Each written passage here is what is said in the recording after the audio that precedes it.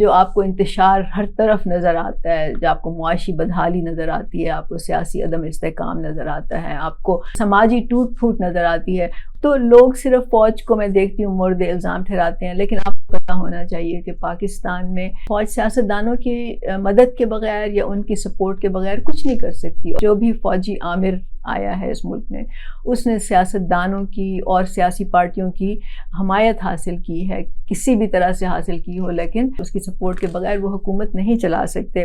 तो ये जो नवाज़ शरीफ है, ज़रदारी है, इमरान खान है, अगर ये शिकायत करते हैं कि जी फ़ौज हम पे दबाव डालती है, तो ये क्यों आपस में बैठ के ये फैसला क्यों नहीं कर सकते हम मिल के फ़ौज के दबाव में नहीं आएंगे? ये इसलिए नहीं करते कि ये ख़ुद अपने अपने मफाद के ग़ुलाम हैं।